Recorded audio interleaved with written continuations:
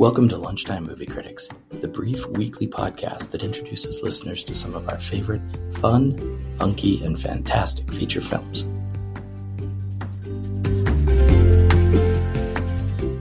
Welcome back to Lunchtime Movie Critics.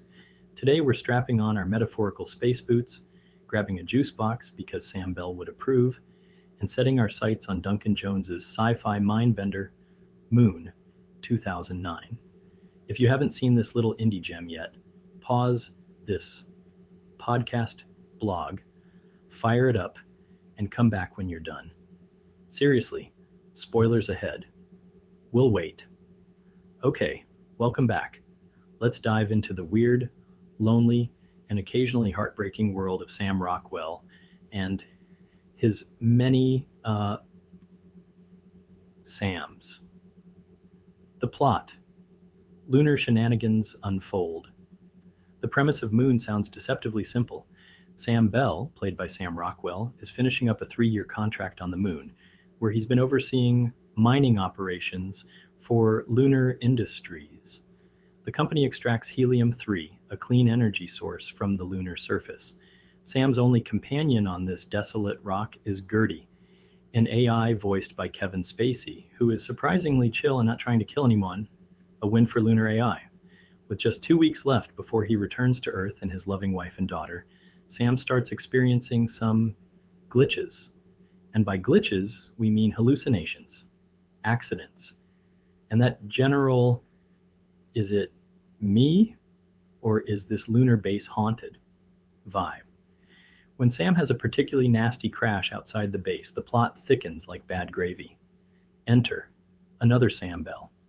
Yep, turns out he's not as alone as he thought. And this new Sam, not just some hallucination, but an honest-to-goodness flesh and blood clone. Cue the existential crisis and a lot of bickering. Seriously, these two Sams are like siblings who can't agree on whose turn is to do the dishes. Sam Rockwell, the one-man or two-man show. Can we just take a minute to appreciate Sam Rockwell? This guy deserves all the awards for playing not one, but two versions of Sam Bell.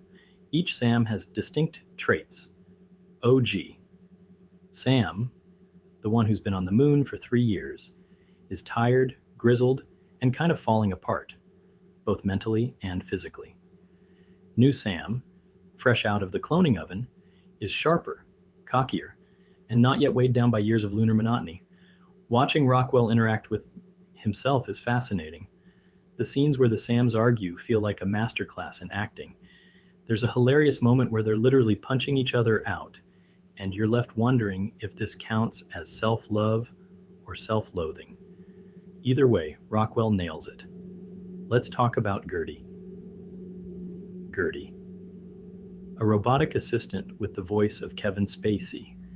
You go into this film expecting a HAL 9000 knockoff, all cold, calculating malevolence, but nope.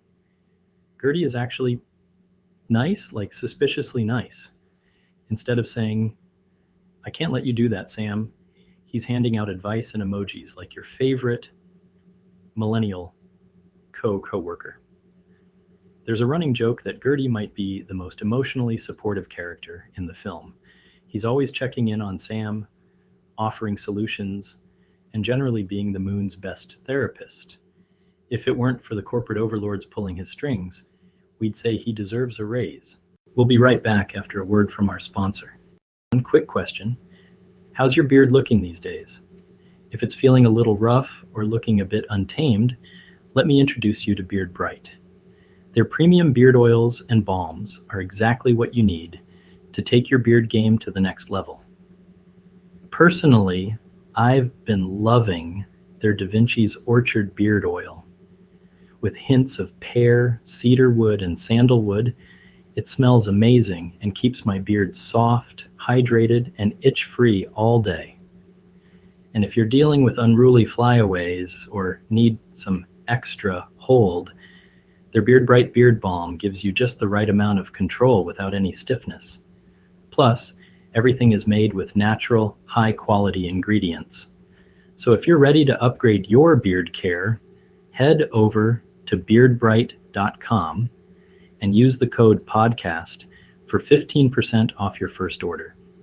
That's beardbright.com. That's BeardBright.com.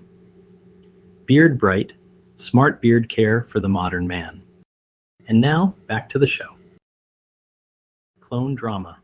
When Sam met Sam. The heart of Moon lies in the relationship between the two Sams. At first, they don't exactly get along. OG Sam is like, who is this cocky upstart? While new Sam is all, why is this dude falling apart? But as they uncover the truth about their situation, that they're both clones created to work on the moon until they break down and get replaced, they form an uneasy alliance. There's something both tragic and darkly funny about their predicament. Imagine discovering your not the original you. Worse, the company you work for has a literal warehouse of you waiting to be activated. The two Sam's differing reactions, OG Sam's resignation versus new Sam's anger, highlight their individuality despite being, well, the same person. The real villain, corporate greed, because forget aliens, killer robots, or exploding spaceships. The real antagonist in Moon is capitalism. Lunar Industries doesn't just exploit lunar resources. It exploits human lives. By using clones instead of hiring actual workers, the company avoids paying salaries, benefits, or training costs. It's efficient, sure, but also horrifyingly unethical. The film's critique of corporate greed is scathing and all too relevant. We've all worked for that one company that would probably clone us if it saved them a buck. Watching Sam S fight back against Lunar Industries feels cathartic, like sticking it to every soul-sucking corporation out there. Visuals and vibes. Let's talk aesthetics. Despite a modest $5 million budget, Moon looks fantastic. The lunar base feels lived in and functional, with just enough grime to make it believable. The exterior shots of the moon's surface are hauntingly beautiful, evoking a sense of isolation that's both breathtaking and oppressive. And then there's Clint Mansell's score. The music is melancholic and hypnotic, perfectly capturing the film's themes of loneliness and identity. If you don't walk away humming the main theme, are you even human? The Big Question's Moon isn't just about clones and lunar mining. It's about identity, humanity, and what it means to be real. Are the Sams less human because they're clones? Does their suffering matter less? The film doesn't give easy answers, but it forces you to think and maybe have an existential crisis or two. Rating: 9.5 out of 10 lunar rovers. So how does Moon stack up? We're giving it 9.5 out of 10 lunar rovers. It's not a perfect film.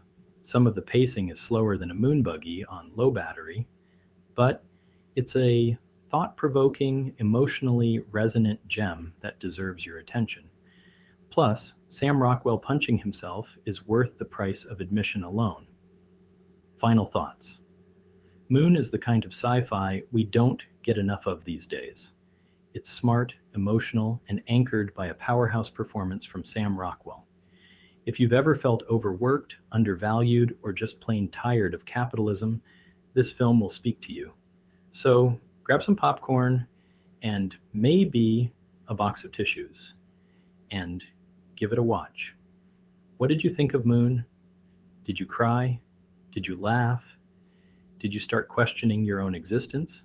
Let us know, and tune in next time when we tackle another cinematic masterpiece or train wreck. Until then, stay curious, movie lovers.